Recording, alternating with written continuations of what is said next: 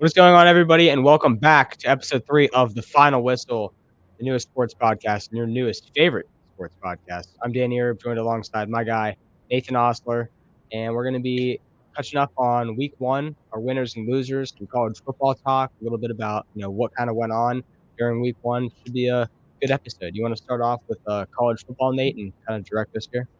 Yeah, I guess let's start with some college football. I guess there's a couple big stories.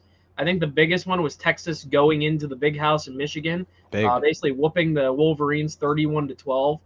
I knew. Well, I'm Michigan. They're probably my second team behind Pitt. Everyone has their second teams. I have some family that are big Michigan guys, and my uncle was watching the game where they were visiting, and he even said that he had Michigan losing 4 to 5 games, and the reasoning is they lost so many starters. J.J. McCarthy, and probably their best player, in my opinion, Blake Corum. That was their entire offense. Yeah. And this new Michigan offense just looked completely lost against the Texas Longhorns defense. Quinn Ewers, great game, 3 touchdowns for him. Texas looked dominant, especially in that 17-point second quarter. So look at the box score right now. But Texas, they're now ranked 3rd in the country, I think. I think they're still number 3. Texas looks good. I think they're a contender for the college football playoff just off of going to the big house, a stadium that holds, I think there was like 100-some thousand there. I think it was like 110, maybe. That's like the biggest stadium in the country for college football, and they went in there and silenced that Wolverines crowd in the maize and yellow. So they went in there and silenced them. The Longhorns look good. Yeah, I think Quinn Ewers might be your breakaway Heisman favorite at this point. He kind of shattered the dreams of everyone in Michigan who thought that, that national championship team is going to carry over into this year. And then, Texas walks in there, takes over their trap, and beats down on the Wolverines. Very, very good game to watch. And I think Quinn Ewers looks, just tremendous. That's going to be a tough team to beat. That might be your national champions looking at it right now. Well, they could have had the national championship game between Texas and Michigan. It could have been a thing. If Texas would have beat Washington and Michigan still would have beat Bama, that would have been your national championship. True. And Texas going at the end of last season looked really good, especially when Ewers was getting hot. Now he's the cover of the video game. That's part of the reason probably why he got it is he became one of the most popular players in college football. He has Archie Manning right behind him. They have a predecessor to Quinn Ewers when he's gone. And we got to see Archie Manning, I think, a week ago play a little bit. He didn't look that bad. But Quinn Ewers is the guy for Texas. I think he's the QB they've been looking for a very long time. He's going to bring in a lot of fans that they already bring in so many fans. But this guy is going to be really good this year. And I'm very curious, though, to see how I think this is their first year in the SEC, if I'm not mistaken, how they're gonna fare against the likes of Bama and Georgia every year. Let's see if I can look up their schedule very quick because I'm very curious. So their schedule coming up, they have a game against like a couple we don't care games really, but we'll get to one of those in the next topic I want to talk about with Notre Dame is you should probably care about those. But UTSA, UL Monroe, but then they start the SEC play. They have home against Mississippi State, home against Oklahoma, who's also new to the conference, and then home against Georgia. That's going to be a very good game. At Vanderbilt, host Florida. At Arkansas, host Kentucky. At Texas A&M. So they have Georgia coming into Texas, and I think it's awesome. That'll be their toughest opponent. And Texas is also ranked number 2 right now when I opened their ESPN page. So they did move up 1. So yeah, Texas, Georgia did their thing as well. I mean, there's no reason they shouldn't be number 1. They won 48-3. Yeah, they allowed 3 points at Tennessee Tech. I'm not impressed. But yeah, Georgia looks really good. Georgia, like the SEC, you and I have talked about this so many times. It just means more. It's SEC, a football it just conference. means more, baby. Like the ACC is your basketball conference usually, but the SEC is starting to grow in that as well. SEC just might be the everything conference at this point. They've been growing. Like baseball they own right now with LSU. Vanderbilt's been good for years. I know they've been down a little bit, but like Tennessee, Alabama, you have all these schools. They look good, especially for football this year with Bama, Georgia, and now Texas and Oklahoma now. They look pretty good this year. But a team, I don't know if you want to talk more about Texas right now, but I think we need to talk about the elephant in the room, the Fighting Irish. I'd love it. Northern Illinois. Yep, they lost to a high school team. I mean, pathetic showing from Notre Dame, and I kind of love to see it. I'm not going to lie. I'll pull up the box score here. It was a bad day from Riley Leonard. I'll tell you what, a bad day. 2 interceptions, 163 yards, 20 for 32. I mean, he just didn't have it. He averaged 4.9 yards per pass. I mean, it was sad. I mean, their running back Love got 79 yards on 11 carries. There was just nothing working for this Notre Dame team. And, you can't even look on the other side of Northern Illinois and say, okay, they had a good game. No, their quarterback didn't even have 200 passing yards. Antro Brown had 99 yards on 20 carries. So, I mean, he kind of carried both sides of the field, because then he also had 126 receiving yards on just 2 catches. The dude was nuts. So, yeah. A little bit of Mac. Notre Dame's cooked. Notre Dame's cooked. Yeah, especially they lost at home, too. They lost at home. And I don't know if you saw the interviews with the Northern Illinois coach. That's a guy that cares. That's the coach I want to see. He was emotional after that game because that's the biggest win in their program's history, you could say, easily. They went into Notre Dame. They went into South Bend and beat the number 5 team in the country. The MAC, and there's another MAC team I want to talk about, even though they lost, and I think you know where I'm going with this, that the MAC this weekend put on a show and gave some teams a scare. Sure. But Notre Dame was the team to lose. And I don't know if we want to move on already, but another team I want to talk about is Penn State and Bowling Green. To continue the fraud, Drew Aller is a fraud. Continue the trajectory with the MAC this weekend. Bowling Green went into State College. They went into Beaver Stadium and were winning at halftime. They gave Penn State the scare of their life. Yeah, like I was pulling for Bowling Green to win, but their quarterback at the end of the game was just chucking footballs. I was so confused. They had a chance, but he was like, "Nope, we're just chucking." And it was like the Penn State defense was starting to force Bowling Green into plays they did not have to make. Penn State looked way better in the second half. Bowling Green did not look as good in half number 2. But Penn State is very lucky to escape this week with a win. It says 34-27, but it feels like it could have been way closer. Yeah, pathetic from Drew Aller. I mean, they really only they tried to just say, you know what, they were playing Bowling Green, we're just going to run the ball with Nick Singleton, and that just didn't pan out. It simply didn't. And then their backs were against the wall. They panicked, and they barely squeak out a game against a MAC school. It's Penn State, a team that every year they say, "Oh, this is our year. This is our year. We want to be top 10." They haven't deserved to be top 10. Penn State has not beat a top 10 opponent for years. I mean, when's the last time? I think it's 2010 was the last time Penn State actually beat a top 10 opponent. And I mean, when are you gonna step up as Penn State and say, "Okay, it's Franklin. Franklin's the issue," right? He can't recruit. When he does, he gets one guy and everyone glazes the hell out of him, like Drew Aller. Everyone thinks Drew Aller's this truth. He ain't a top 20 quarterback in college football right now. He's just not. I mean, I'd take Eli Hollistein out of Pitt over Drew Aller. Drew Aller's supposed to be very accurate and can scramble, but he doesn't do any of those things. He always just finds a way for his back to be against the wall. I don't know. I'm not a fan. I'm not a fan of that Penn State team. But somehow they're going to complain that they're not in the 12-team playoff. And if they miss the 12-team playoff, something's wrong in Happy Valley. I think if they miss the 12-team playoff, Franklin's on watch list to be fired or moved, because they've been in a situation where they never could beat Ohio State, Michigan. They never could. And they only have Ohio. I think they only have Ohio State on the schedule this year. They don't have Michigan. They don't have to worry about Michigan. This is the year they either need to make the Big Ten championship, or at least make the playoffs as one of those 5 to 12 seeds. They're never going to beat Michigan, Ohio State. It's never going to happen. It will never happen. Just from a recruiting standpoint and talent, Penn State is never going to have a team that can beat a Ohio State or a Michigan. The only chance they had is when they had Saquon Barkley, who literally no one could tackle. And I still don't think they didn't beat Michigan or Ohio State. They didn't even beat a top 10 opponent that year. No. So I guess my takeaway this week in college football is, especially with the MAC, I'm proud of what the MAC was able to do. Yeah. I think Barstool kept calling it MACtion all day on Twitter. Love MACtion. It was electric. Like Bowling Green gave Penn State a game who was ranked 8th. Notre Dame got upset in South Bend by NIU.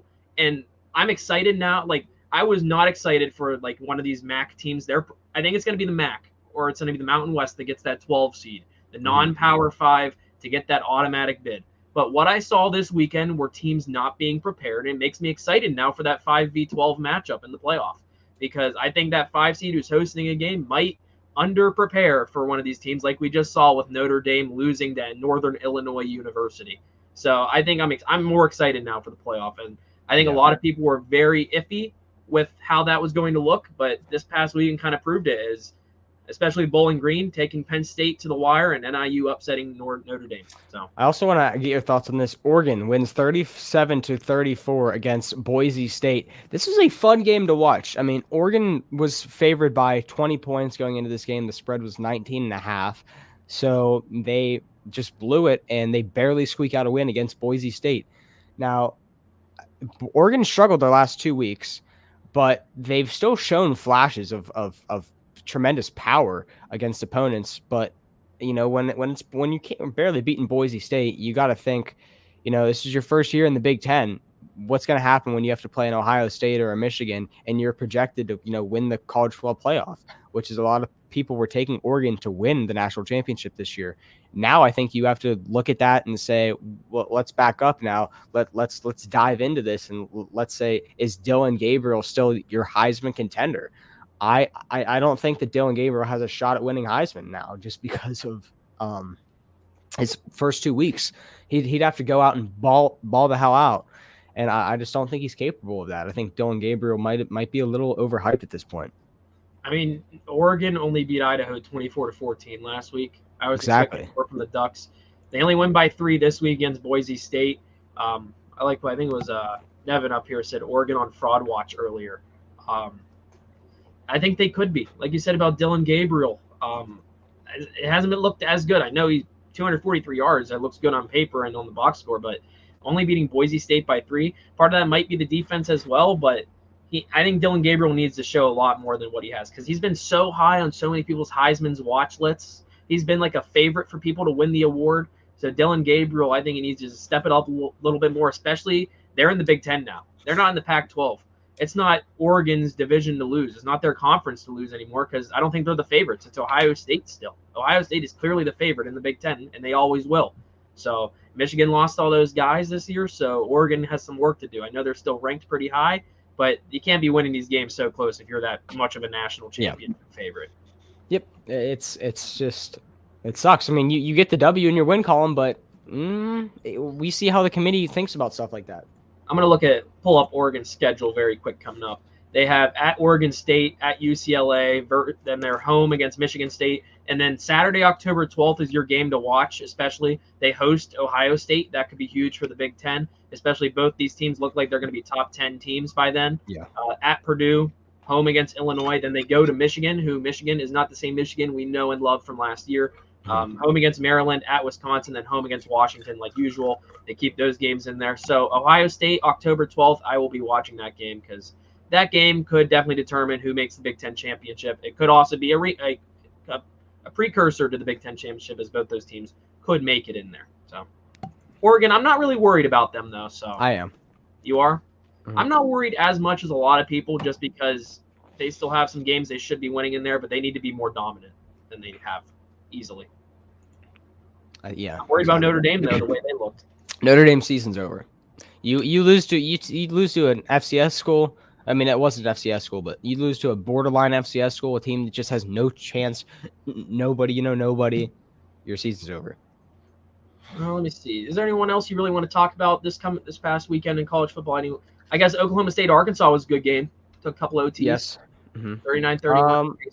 A game that I thought was kind of crazy is you look at another SEC school. Tennessee just put the hammer down on NC State. Yep. We can briefly talk about it. LSU dominated. I was shocked Kansas lost. Honestly, I thought Kansas was going to come into that game and take a win against from Illinois, and they did not. Kansas struggled, and they lost. Devin Neal, 101 yards, the college football 25 GOAT with his spin move. He's nuts. But another really good game was Iowa State, Iowa. That was a very, very fun game to watch. Very fun game to watch. I watched that during the first 3 innings of the Wild Things game while I was broadcasting. I was tuned in. But yeah. I want to bring this up about Iowa, not to cut you off. Sure. So they're ranked 21st in the country. They're not going to be ranked anymore. No. This offense is a national joke It's just a meme now.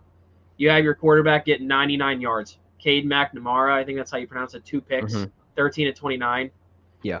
This offense has been bad. It's a purely defensive team, and it has been since last year and I think the years before. But we saw it mainly last year that it's all about the defenses at Iowa. They need an offense. They need something to start clicking if they want to do anything in this new Big Ten. To be able to have success and be able to at least make the championship game for that automatic bid, their defense basically has to carry this team. They need an offense. They need to at least make some plays, make something work. Their running back, I guess, had 187 yards and 2 tutties, but what's the quarterback doing? 99 passing yards? That can't be every week. Nothing against Iowa. They have potential. It's just the defense. They're literally the Steelers of college football. They just have defense, no offense. So we'll get to the NFL later, but I just thought I'd say that about Iowa. Because, like, the Hawkeyes, they're one of these top college teams every year. The Hawkeyes are like a legendary college football program. They should be good every year. They should be contending for at least Big Ten titles. And this is what we see every year. They're 1-1 now. They get upset against their in-state rival, Iowa State. Yeah, they're done. Season's over. Who you should have beat. And Iowa just, without the offense, they're not going to do nothing against the likes of Oregon, even Michigan. Even though Michigan doesn't look good, they need an offense to beat the Wolverines. And then, like, Penn State, Wisconsin, who looks pretty good this year, I will say, and Ohio State, they might be lost. It might be a lost cause. Yeah. Do you have any other college football takeaways you wanna touch on before we switch over to NFL? I mean, they're not ranked, and I know we're Pitt fans, but what about that comeback? I don't really want to talk about it as much, but that was a fun game. I'll tell you what, I'm a very big fan of Desmond Reed. He balled the hell out, and Eli Hollistein looks good, but he doesn't look. I don't think he's made that jump yet to be this is our guy. He can get the job done when he wants to, but he also shows flashes of, what are we doing? Stuff like that. Very impressed with Desmond Reed and his presence, his awareness whenever he's hitting holes, hitting gaps. Very, very much liked him. He received the ball very well as well. We got Nevin said Alabama or Auburn is fraudulent. Yeah, I mean every year Auburn's going to be fraudulent. Classic Auburn. Yeah. But you brought up Desmond Reed. This guy, like, I wasn't for sure about, because I was shocked when Rodney Hammond became ineligible. Yeah. I was like, where did this come from? Was it an academic issue? Was it a player issue? We don't Lost know. a starting job for sure, I'd say. They didn't say anything, so Desmond Reed had to step in, and this guy, 148 rushing yards, 106 receiving yards. I don't know the last time that's happened in Pitt football where a guy's had 100 rushing, 100 receiving in one game. Yeah. It has had to have been a very long time. But this was, I think I saw the stat, this is the largest comeback since 1941 or 1971. They were down 27-6, I think. Yes. I think that was the score. And Pitt came back and won 28-7, 28-27. Yeah. Very, very fun game to watch. Very fun game. And you brought this about Eli. I'll say this, not to cut you off. He looked really good in that second half. Very he looked good. like a completely different quarterback. He was a QB in half number 1 that looked like a redshirt freshman in his first ever road start. And that's understandable. It's college football. It's a really tough environment. I know it's just Cincinnati, but still, college football environments can be tough. And it's your first ever road game after you just beat Kent State of all teams. I know it's just Kent State, and it's a home game at Pitt. But your first road game is against a tough, okay Big 12 school in Cincinnati who beat you last year. There's a lot of pressure on Pitt to beat Cincinnati, especially in that little rivalry coming back. And you looked bad in the first half, but then finished with 302 passing yards, 3 touchdowns, and only 1 interception. So he looked really good. The Pitt defense also really kept them in that game. So I'm excited. I know one of my games of the week I'm looking forward to, of course, is Pitt WVU, round 3. It's tied 1-1. Each team won at their home stadiums. But yeah, excited for that one. Pitt could be really sneaky. I'm not going to say they're going to be good, but they might be a team to give some teams some trouble. Yeah. All right, you want to move on into the NFL? Let's do it. All right. Well, last episode was before the Eagles and the Packers game. This is a big game to unravel. A lot happened in this game. Saquon Barkley went off. I mean, let's not cut corners here. The dude's a beast, and he had 109 rushing yards on 24 carries and 2 touchdowns. He was a problem. A.J. Brown had a solid game. Devontae Smith. This Eagles team is going to be dangerous. And I think that the final score, 34-39, honestly, I think the Packers are obviously they don't have a quarterback anymore for a while, but they looked very good as well. If Jordan Love doesn't go down, I mean, obviously you still lose that game, but that could be a dangerous team this year. But when we look at this game, I think your biggest takeaways are, Saquon Barkley and, how the Eagles played. They scored on almost all their possessions. Like they were dominant. Like you didn't see them punt too much. It looked very good. Jalen Hurts looked like very good. I was very impressed with Jalen Hurts. I mean, he did the opening few drives. They looked bad. The Eagles looked bad, but they found their rhythm and they came back, and not necessarily came back, but they, just found themselves and they were on a roll. Looked very promising, this Eagles team. Without Jason Kelce, everyone was curious, well, are they going to be able to do anything? Are they going to be able to tush push? Oh, they can tush push because they got a running back who can squat 600 pounds, that can shove Jalen Hurts' behind over the line of scrimmage. It's still going to be a problem. So, yeah, and then I think you got to look at the other side of the ball and say, okay, Josh Jacobs had a solid game, 84 yards on 16 carries, but here's the issue. Now you don't have Jordan Love, who had a good game. He had 260 yards, a touchdown, and an interception. I'm really impressed with Jordan Love. But now the Packers, what are they going to do? It's Malik Willis. Malik Willis is not your answer. He's just not. Time, I guess. I'm sorry. I mean, he came in and he looked for one play, he tripped over himself and got sacked to lose the game. I mean, that is one of the most pathetic things I've seen in a while. If you're a Packers fan and you still believe that your season is, you can have a winning season, I think there's one answer to this, and you can tell me if I'm wrong or not. Sign Ryan Tannehill. I was about to say, is there a lot of good free agents left? He's a free agent. He's a solid option. He's a pocket passer. He can hit your Jalen Reeds. He can hit your Christian Watsons. He can do a lot of stuff. He's obviously not even close to Aaron Rodgers, but he can remind you of, a pocket passer. You can sling it. Ryan Tannehill is not a bad quarterback by any means. He's a free agent. I think the Packers, no, they can trade for. I think he is on a team. I think he's on. I forget what team he's on, but I think they can trade for him. Let me see what team. Here, I'll look it up. Yeah, but yeah, no, he's definitely not a free agent. But I would trade for Ryan Tannehill for sure. Trade a 5th round pick for Tannehill, and your season is fine. You are fine with Ryan Tannehill. Here's the funny thing. Not to cut you off. First link says Packers reached out to Ryan Tannehill. So I don't know. Oh. That was it seems like Ryan Tannehill's just waiting for the perfect opportunity, and this seems like the perfect opportunity, like you said. I really like that fit.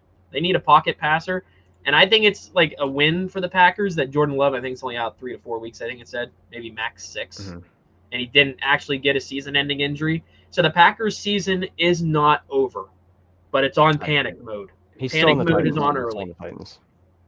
It is not over for the Packers. I will say that, but they are panicking right now. Yeah, but still, you're definitely panicking. Malik Willis would go 0-6. I think. I don't think Malik Willis is going to win you a game. He is just not. He's just, he's simply just not a good quarterback. Yeah, with the Packers' weapons they already have, they don't have the most wide receiving weapons like we talked about on Friday. I think we both solid wide receiver core. It's okay, but I don't think it's like awful or good. Yeah. I think it's mid. I couldn't think of the proper word, but still with this game, I think you and I both said it was going to be close. Yeah, and the Eagles were going to pull it out and win, and get this win or whatever. But other than that, the Packers have some worries to go. I really like your Ryan Tannehill take. I'm not going to lie. That's a guy I was thinking they need to get a free agent or at least maybe a small trade, because the QB room is literally just Jordan Love and Malik Willis. They had Sean Clifford in there for your Penn State fans, but he's not even on the team right now. So he might be practice squad, but Malik Willis. I can't figure out if Ryan Tannehill's on a team or not. I'm getting mixed answers. Is he a free agent? Okay, then that is way easier for the Packers to go ahead and sign Tannehill. It's because the Titans moved on from Tannehill, and now they got Will Levis. He's their guy. Yeah. But you brought up Saquon Barkley. Really good debut. What a debut for Saquon Barkley. Giants are he's laughing at the Giants right now. Everyone's laughing at that organization right now. We can talk about the Giants in a little bit, But Saquon, that is a fit for that Eagles offense, and they are going to love him. Like he might have a career year. That might be one of my interesting takes. I think this is going to be a career year for Saquon. I think he's going to be used perfectly. I think he's going to use this season to show the Giants they messed up. They messed up big time. I agree. This is going to be a career year for Ryan Tannehill. Or, oh my God, not Ryan Tannehill. He's still in my mind. Okay. It's going to be a career year for Saquon Barkley. I think this is easily going to be the best year of his career. He has a offensive line that is not a bunch of, FCS guys. Like, it is a solid offensive line in Philadelphia. He's got some Hall of Famers on that offensive line, and it's going to be a problem. That's going to be a problem. Jalen Hurts and Saquon Barkley, they are a deadly duo. You can tush push. They can run a read option. Saquon Barkley is going to be hurdling people. He can catch the ball. This Eagles offense is perfect. It is perfect. Yes, definitely. I think the Eagles are set. It's them or the Cowboys, like you and I said. I think you picked the Eagles. I picked the Cowboys to win this division, but it's them or the Cowboys. So, do we want to move on to how do we want to do this? We want to talk about every game or just certain games? We can touch every game. We'll hit the Steelers last. Bills Cardinals. I think I don't know what your biggest takeaway from this game is, but I think mine is that the Bills might still be the Bills. We kind of looked at them and we said, okay, it's the Dolphins' year. The Bills lost a lot, but the Bills played very well. Josh Allen still balled out, and he did everything he needed to do. He had 232 yards, 2 touchdowns. Keon Coleman had a solid day.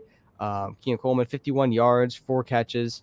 I'm very happy. I mean, I think that's your clear wide receiver one now in Buffalo. And then on the other side, very impressed with what the Cardinals did. Listen, this was a Cardinals team last year, which people were saying was the worst team in the NFL. They have elevated themselves well, and they didn't even use Marvin Harrison, who I think is going to be a game changer this year.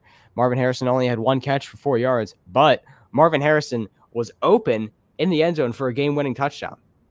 I don't know if you saw that clip. Yep. He was butt booty naked going down the right side of the field for what would have been the game-winning touchdown, or the go-ahead touchdown, and Kyler didn't see him. That would have really been nice for Marvin Harrison to get his first touchdown and be a game winner. Wasn't too impressed with what I saw from Marvin Harrison route-wise and just getting open. I would be tremendously shocked if he didn't turn out to be a Pro Bowl caliber receiver. If Marvin Harrison turns out to be a bust, I will be floored. I will be shocked. I think you don't have to worry about Marvin Harrison. He's going to be fine. Kyler Murray, I think, looked decent. And James Conner looked really good from this game. James Conner looked really good. I think the Cardinals are more winners than the Bills here in this game. Yeah. But I think you said, Marvin Harrison did not look as good. He only had the 1 reception, 4 yards on 3 targets, and he was wide open on the one. I think a lot of rookies had bad first games, especially this past weekend, of course. I'm not worried about Marvin Harrison, but I completely agree with you. I was about to say the whole time.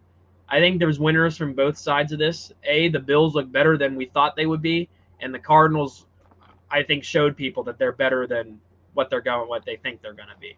Yeah, I'm still high on. I said the Cardinals are going to be a tough little beat this year. Whenever we're doing our little predictions, I think the Cardinals are a team that can be scary or give some teams a hard time. I don't think they're going to be that good, but they're going to give teams a lot of effort whenever they're playing them. So it's no longer we're playing the Cardinals. Just put a W next to that. The Steelers learned that the hard way last year, and I remember that game because I was sitting up there during 2 lightning delays, and it was awful. But that's a story for another day. But the Bills, they look way better than what people think. I thought they weren't going to be that good this year, especially losing Stephon Diggs and a lot of other weapons, especially on that defense.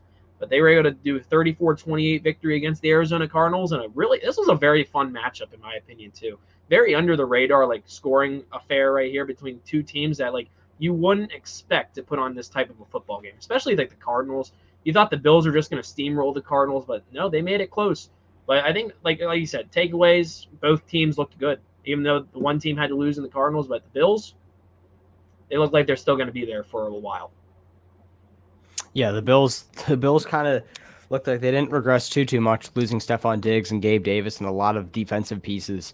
So it's a big win for the Bills going out and starting off 1-0. I mean, it is the Cardinals, so no one knows. But week 1 is very, you think it's one thing, but then it's only week one. Listen, we've only seen 1 week of football. If some guys have a bad week, it's oh well. You look at guys like Amon St. Brown who didn't have a good game.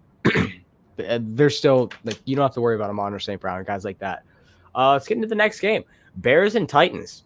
This was Caleb Williams' debut, and this was a game in my opinion. As a guy that during the preseason I said Caleb Williams is going to be good, retracting my statement from last year that I had on radio. I know this is a full new show. I was saying Caleb Williams is going to be the biggest bust in our recent history. I've said I have not seen anything from him in college that I think is just going to translate to NFL very well, and kind of proved me a little bit right here. Didn't even have 100 passing yards. He just didn't have a good day. His defense really carried him, and I think the Titans straight up just lost themselves this game. Will Levis threw an interception. He had a bad game. He threw 2 interceptions. He had 127 yards. Caleb Williams didn't throw an interception, but didn't even have 100 yards. He was 14 for 29, which is bad. That's just straight up bad. DeAndre Swift, 30 yards. The receiving core that I thought was going to be a great receiving core with, DJ Moore, Keenan Allen, and Rome Odunze, they didn't do anything. No one had over 40 yards. Chicago, I don't know. I'm scared. If I'm a Chicago fan, I would be very scared. The Bears team, they squeaked out a win, just barely. They just barely squeaked out a win. So take it as you will, but this was a horrible look for both of these teams. Horrible. Yeah, my takeaway, I'll keep it brief because we have a lot of games to cover here. I think this was the game of all time. I'm going to put it that way, just looking at the matchup. Will Levis and Caleb Williams did not deliver at all. I wasn't expecting it to, but this was the first game for Caleb Williams' NFL career. He looked pretty good in the preseason. You take that with like a grain of salt right there. But like you said, week one, not able to crack the 100 passing yards, 14 to 29. He was sacked twice, no touchdowns, no picks. Like I said while you were talking, they looked like the Iowa offense. Yeah. They were able to do nothing. They trusted their defense to win.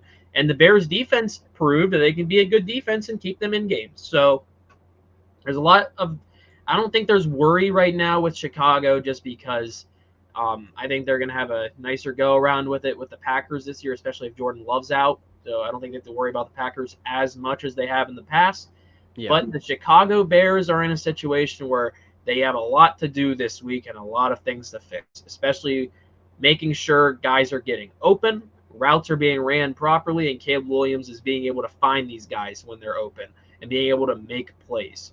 I think this game was on during the Steelers game, so I had to catch the highlights of it. So it did not impress me that much from the Chicago side of things. Will Levis was forcing a lot of throws, especially on that game-winning pick. I think he had a lot of time to find someone more open or maybe run it himself to try to get some more yardage right there and not force a play.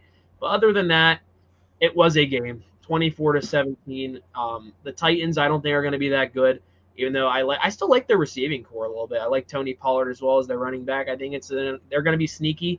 I just don't think they're going to be that good, and I'm not worried about Chicago right now. I think they're going to be in that little bit of a wild card race, like 9-8 type of feel. But I don't even think they'll get that after this game. It was a game. They look bad, but we've seen a lot with rookie quarterbacks in week one. They never have a good game, and then they become studs.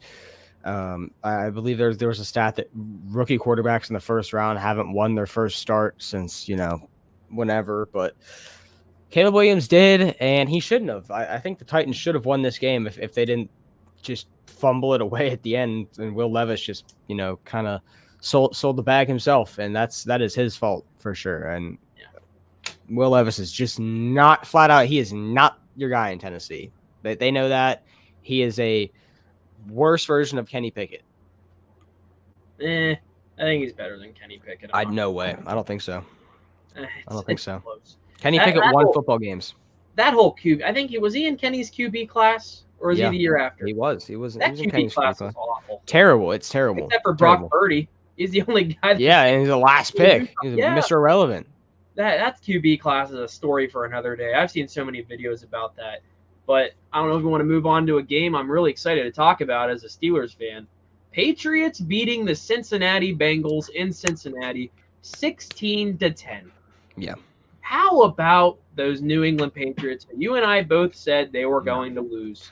Look No. at us. This has nothing to do with New England being good. This has everything to do with Cincinnati being terrible, terrible, terrible. They did nothing.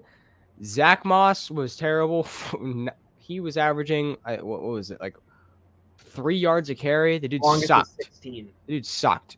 I mean, like it was a bad day to be a Cincinnati Bengals fan. You scored 10 points against, my opinion, the worst team in the NFL. You got Jacoby Brissett is your quarterback, and you're losing to the Bengals. Are you you're losing to the Patriots. If I'm a Bengals fan, I am in full-blown panic mode because I'm 0-1. I just lost to a horrific team, and now my schedule starts to get a little harder, and I have to look in the mirror and go, okay, what went wrong this game? Was there injuries? No. Was there coaching mishaps? No. Did the refs screw us out of a game? No. Did we do this to ourselves? Yes. They fumbled on the 1-yard line. They fumbled 3 times. The turnovers were the biggest of the game. Joe Burrow didn't throw an interception, but they just couldn't hold on to the football, and that cost them the game. And if that's going to be their season, I mean, they did not move the ball well at all. They straight up just did not move the ball well.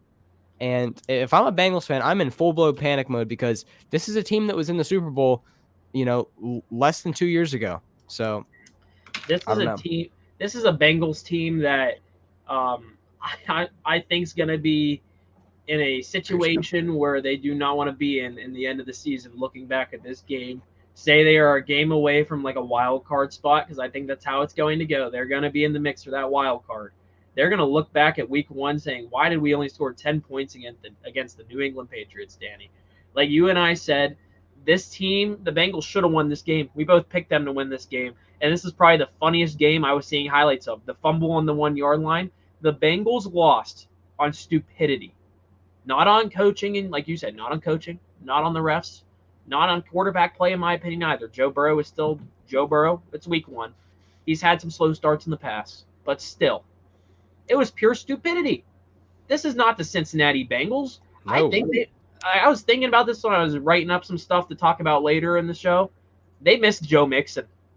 Joe Mixon not on this Bengals team, it just feels different to me. I think he's a bigger loss than what people think. Joe Mixon, not a bad running back in that offensive scheme. But a guy on the Patriots who I know you're not high on, Ramondre Stevenson, put on a clinic. This guy ran all over the Cincinnati defense. Yes, 25 carries, 120 rushing yards, a touchdown. His longest was 17. A guy who you weren't high on just straight up bulldozed the Cincinnati Bengals. I'm not high on him either, but like still, it's so funny. Yeah. Cincinnati also didn't have T. Higgins, so you can take that with a grain of salt. But, I mean, this is just a straight-up bad look. It's a straight-up bad look. 3 fumbles, 2 lost. It could have made a difference. This is a team like panic. Yeah, it's panic mode for the Bengals. I know it's week 1, but the Patriots, they're not going to be good.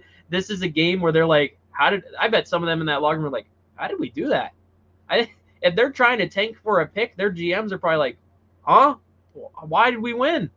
They're like, how are we going to lose the rest of the year if we somehow have these types of games? But that might be my funny of the week. There's another team I want to talk about when we get to the winners and losers types of things. But yeah, the Bengals, they're not it right now, especially after that. Texans Colts. Great game. Good game. Big fan of this game, and I don't know if we want to get in. We'll get into our winners and losers of the week in a little bit, but I was very impressed with what I saw from my guy Anthony Richardson. I think this guy is going to be such a stud. He didn't light it up on the scoreboard. 27 points. He did everything he could, man. He threw 1 interception that is going to come back to bite you, but 212 passing yards, 2 touchdowns. The dude balled out. And, Michael Pittman didn't even have that good of a day. Alec Pierce went off. He went off for the Colts. Very happy with what I saw from that. Jonathan Taylor didn't have a good game. I thought Jonathan Taylor is going to have a star-studded season this year. 48 rushing yards and a touchdown. His longest run was 7 yards. 16 carries too. Really wasn't impressed with what I saw from Jonathan Taylor. He averaged 3 yards per carry. I think your biggest takeaway from this game is just Anthony Richardson. Yeah, that one throw where he drops back in the pocket, looks back off his back foot, and just hucks one, and it was on the money. That thing was a dime. And I was watching Red Zone, and Scott Hansen goes, "We're gonna look into the Colts Texans game." Anthony Richardson. I'm sitting there. I'm like, I got my pizza, and I'm like, I was like, ew. That was the best throw I've seen in ages. He said, and perfect. It was perfect. It was a hard throw to make, and it was on the money. It was awesome. Anthony Richardson is going to be a star in this league. He's going to be a star with that arm and his rushing upside.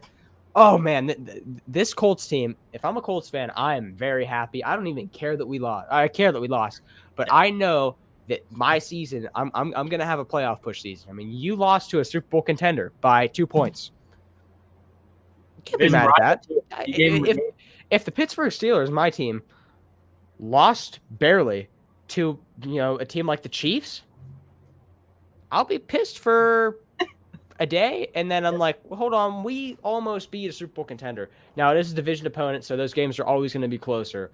But I'm very happy with what I saw on the Colts side. Now let's move on to the Texans, unless you have a take on the Colts real quick. But C.J. Stroud is cracked as well. This is a great quarterback matchup. This is my favorite game that I watched last game. Joe Mixon balled out. I didn't think Joe Mixon was going to have a good year. 160 rushing yards. The dude was a stud, and he received the ball decently as well. He had three catches. Very, very good offense from the Texans. If your running back on the Texans is going to give you 160 yards, and then you have that receiving core with Stephon Diggs, Tank Dell, and Nico Collins, it's going to be a problem. Nico Collins, another good week. Stephon Diggs didn't have the best game. Comment here, that man Diggs still an issue. Fall off was greatly exaggerated. Yeah, Stephon Diggs is still good. 6 catches. He had the most catches on the team. Only 33 yards. But I don't think you got to panic if you're Stephon Diggs or if you're a Stephon Diggs fantasy owner here. He's still a great route runner. He's still Stephon Diggs. Very good game. I want to hear your takeaways, Nate. Yeah, I completely agree with you. Like I was just talking about how the Bengals are going to miss Joe Mixon. His Texans debut, 30 carries, 159 yards, a touchdown. That is such a great debut. The Texans added a great running back in Joe Mixon. The Bengals just let him go for nothing. And then the Bengals get laughed out of Cincinnati with that loss. But other than that, Nico Collins, great game. They still got Tank Dell in there, 3 for 40. Stephon Diggs, 6 for 33. Joe Mixon's even catching some footballs, 3 for 19, 3 for 16 from Dalton Schultz, their tight end. And C.J. Stroud looks like a guy who's going to be in the MVP talks. He's up there for me for the MVP talks this year. He just won Rookie of the Year. And he's up there for a lot of people betting odds to win MVP. He deserves to be up there with the talks. He's my MVP. I said that in the beginning of the season. I said this is my guy for MVP. Yeah, and we talk about it every year where a quarterback gets paid the highest salary ever. It was Patrick Mahomes. Then it became Lamar. Then it was Joe Burrow. And then this year was Jordan Love. Imagine what C.J. Stroud's going to get if he can get Rookie of the Year and then MVP back-to-back, hypothetically. That's going to break the record to what Jordan Love has right now. Actually, no, Dak Prescott has that now, actually. Forgot about that right before the game. But the Texans and Colts, I was thinking about this as you were talking. It was just 2 years ago before last season. The AFC South was the most laughable division. Yes. And then Trevor Lawrence arrived. The Jaguars looked better. And then the Colts and then the Texans, they follow suit and get their QBs. And I am happy that you stuck with Anthony Richardson, Danny, just because I know you were so high on him. The injury happened, and you were still high on him. And what a great take that was, because this guy looked elite. Even though they lost, he only went 9 of 19. I don't care about that, like the completion percentage at all. he made some nice throws, especially that one where he was falling on his back and he still got a nice touchdown pass like you're doing right there. Right, that was That's fire. the I watched that excitement like you showed. 25 times. Yeah, the excitement you showed talking about Anthony Richardson in that play. I can just imagine what it would be like if you were a Colts fan right now. Even though you lost and you're mad you lose, and maybe this loss pains them more than what it would pain us, which we're Steelers fans. Some losses just make us mad. But if you're a Colts fan, I understand why you're mad you lost this game just because the Texans are your division rival. It's a team that you lost to last year to not make the playoffs. I think that was the situation. The Colts didn't make it. And other than that, they probably wanted this. But, like, if you're the Colts as well, the future looks very, very bright. And like you said, Pittman was not really used that much, 4 for 31. Ashton Doolin, 1 for 54. But Alec Pierce was the main receiving guy, 3 for 125. Like, Alec Pierce came out of nowhere. I didn't really know about him that much. But Jonathan Taylor, like you said, is the key takeaway. He did not look that good. I think that's one of the only negatives for the Colts this game. Maybe somewhat of the defense a little bit, allowing the Texans to do all what they did. But C.J. Stroud versus Anthony Richardson, Danny, is going to be very fun. We get that again this season, at least one more time. Maybe a playoff matchup. That would be awesome. Maybe like a 4v5 seed type of thing, or maybe they meet in the divisional round. It's going to be at least a couple storybook matchups throughout the years while they're still on their respective teams. I think these are the quarterbacks that both these teams have needed for a very long time. And I am just happy that the AFC South went from like one of the worst teams in football that you would laugh at to one of the most respectable divisions, at least with 3 of the teams right now. Because I think the Jaguars are still in there for a wild card situation, even though they lost to the Dolphins, which we'll get to in a little bit. I think the Titans are the team on the outside of it, but the AFC South looks elite, even though like the Jaguars lost as well. But this division, it's going to be them and I think the AFC North plus the Bills fighting for those wild card spots, and it lived up to the hype. This was probably one of my games of the week, so that's all I got for this one. Yeah, this is a great game. Let's move right into one of their divisional opponents, and you just talked about another great game, Jags and Dolphins. Jags got off to a really strong start, and then they just stopped scoring.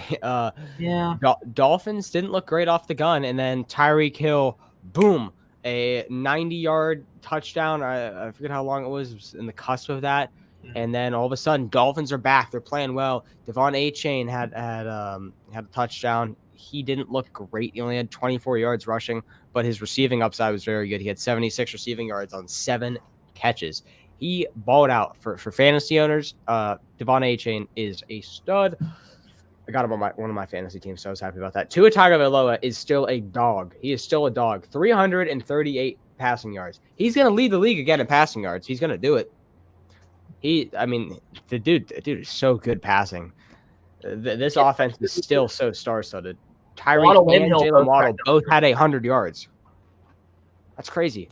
This Dolphins team's going to be scary. Yep. I picked them to make the Super Bowl, them and the Lions. And the Dolphins, if this offense, Danny, let me just say this, if this offense can stay intact all year, no injuries, no one falls off midseason. Like I always fall under the Tua for MVP trap every year, and something always happens midseason. If they can stay healthy, this team is going to be a threat for the Kansas City Chiefs and Baltimore Ravens. They're going to give them a game. I know the Chiefs embarrassed the Dolphins last season in KC during that wild card. Weather conditions were wacky. It was negative wind chill all game long. It was freezing cold. People were getting hypothermia during that game in the stands. But I think if it's different this year and maybe Miami can host a game, I think it's a way better game, or maybe weather conditions. But other than that, I'm not blaming the weather. But this Miami offense is going to cook a lot of teams.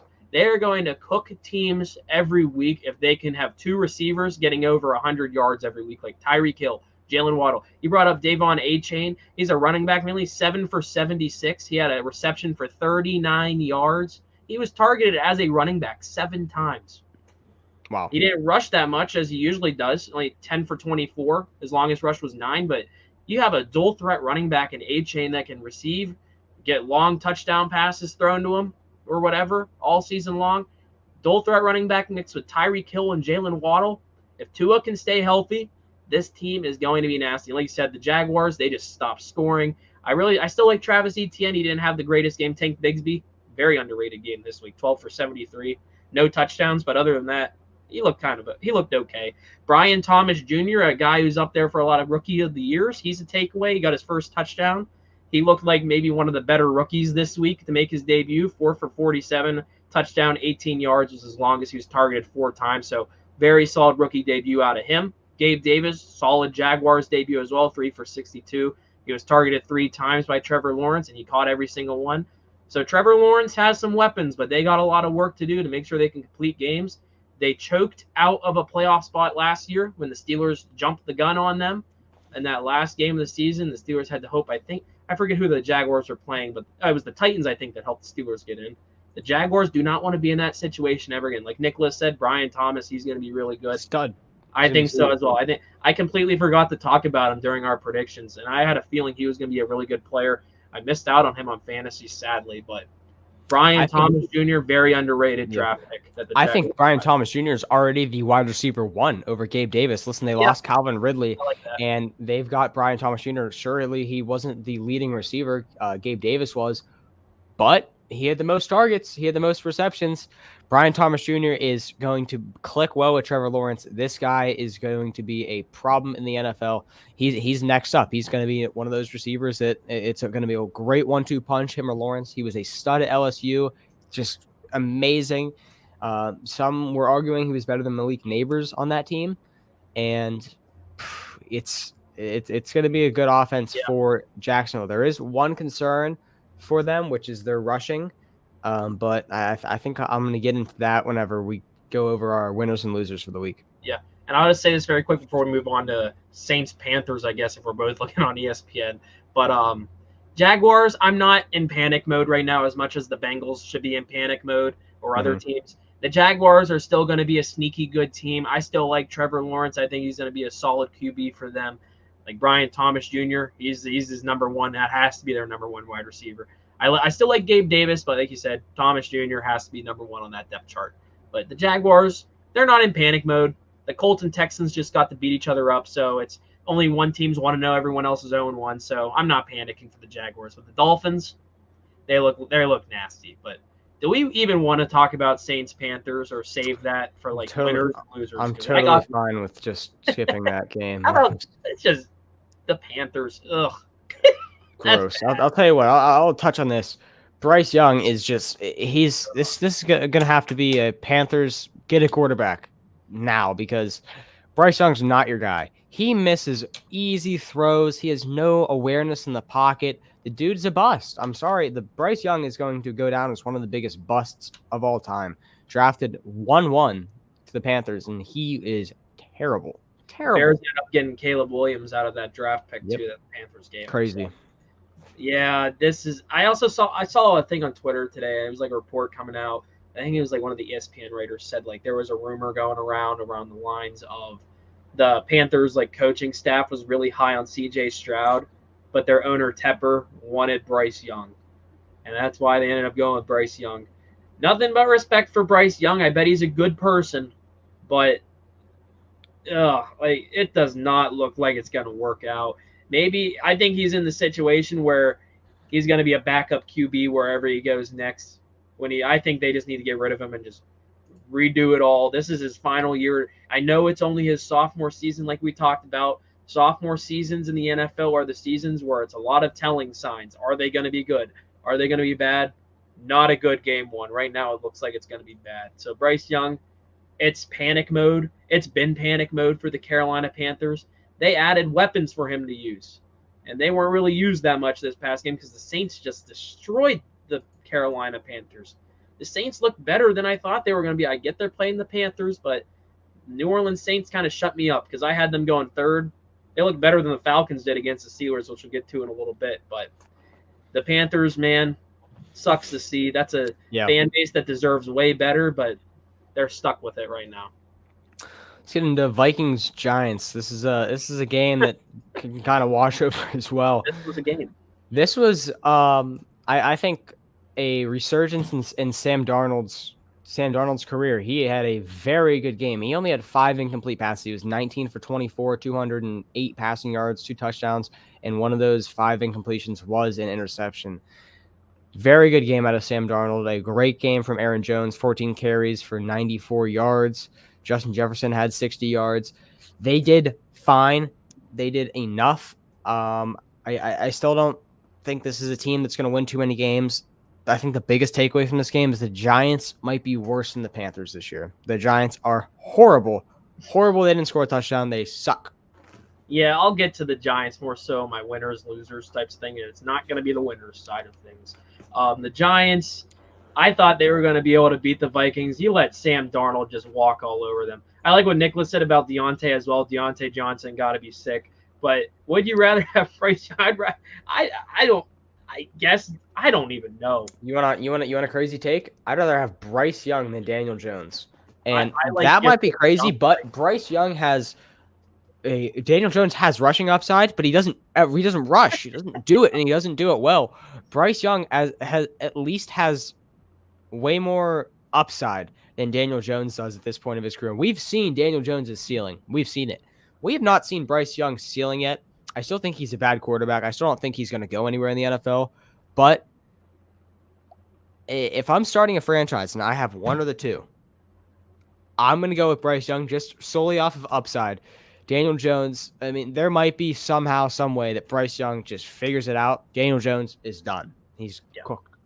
Yeah, I kind of want to go Bryce Young just because the upside might be still there, and that Bryce Young in that situation. But like Daniel Jones, man, they could have drafted a QB. They could have traded up for one. I understand, he's only starting because of the contract. That's it. They paid him so much money. He was probably the highest paid QB at a time too. They just wanted to break records. Like you said, everyone got to be the highest paid, and they overpaid the heck out of Daniel Jones. I don't even really want to talk about this game anymore because it just makes me angry for Giants fans because they are my laughable franchise every year. Both of the New York teams, and mainly just the New York Giants. They haven't found a steady QB situation since Eli Manning. Since Eli Manning was gone. But other than that, I guess you want to keep moving on. I don't know if you want to talk about Chargers Raiders that much. I know with the Chargers, I don't know if you saw the TikTok I reposted. Joe Alt, what a pick! This guy, amazing. Joe Alt is a stud. He was doing great against Max Crosby all game. I know you said about that TikTok, but you watched it too. He was a stud going up against a defensive player of the year candidate in Max Crosby. And I'm very, very impressed with Joe Alt. A lot of people were kind of flacking on the Chargers, saying that they needed to get a wide receiver or something to go along with Justin Herbert. But no, I think getting Joe Alt was a great pick. Just of him on that outside, he was able to stop Max Crosby, which is just it's crazy. He didn't have to double team him. He did great against Crosby. I think that's a huge. The Chargers. I mean, they scored 22 points and beat the Raiders. Justin Herbert looked below average in this game. He had 144 passing yards, 1 touchdown, no interceptions. His QBR was a 31.5. Just didn't look great. Now, the best person in this game was J.K. Dobbins. I know it's Nicholas just put it in the chat here. J.K. Dobbins had a crazy game, 135 yards off of 10 carries alone. You kidding me? He broke one for 61 yards and the TUD. Gus Edwards, 26 yards on 11 carries. He had more carries than J.K. Dobbins, but I think J.K. Dobbins is going to be your starting running back going forward just off that game. I was very impressed with what I saw from Ladd McConkey. Very impressed. He scored that touchdown, so the rookie gets it done. He had the most targets out of anyone on this team, so I think Justin Herbert's got himself another weapon. Quentin Johnson dropped another pass on the sidelines that was crazy. I mean, the dude, I was very high on Quentin Johnson coming out of TCU, and he just hasn't proven me right at all. He's been straight up, he's been bad. And it might be time to just this next draft, you gotta go get another receiver, another weapon for Justin Herbert, because Justin Herbert is an elite quarterback, right? And I know some people are saying, no, he's a fringe elite quarterback. No, I think Justin Herbert has what it takes, and if he has the pieces, he's going to do it. Now, he did have the pieces. He had Keenan Allen. He had, prime Austin Eckler, and they didn't do it. They didn't get it done. But that was with a horrible offensive line. You got Joe Alt now. I think you got to expect big things from the Chargers. Yeah, I'll say this very briefly about the Chargers before we move on, because I don't have anything really to say about the Raiders this game. This was the Michigan offense emphasizing the run. Yeah. Jim Harbaugh's first the game back in the NFL since the days of the 49ers. He trusted his running backs. This is probably J.K. Dobbins' best game of his NFL career. I love how they have two former Ravens, Edwards and Dobbins, and they just used them the whole game. But I'll say this about Ladd McConkey as you were talking. I was thinking about this. I was going to bring up before you even brought him up, so I'm happy you brought his name up. Ladd McConkey, I think he has the potential to be like this year's out of nowhere receiver like Puka Nacua was. I don't think he's going to put up the numbers that Nacua did last year. But Herbert has a guy in Ladd McConkey no one was talking about at all. And out of nowhere, he's a guy that people are like, oh, this guy's not that bad. He got 7 targets. This was his number 1 guy.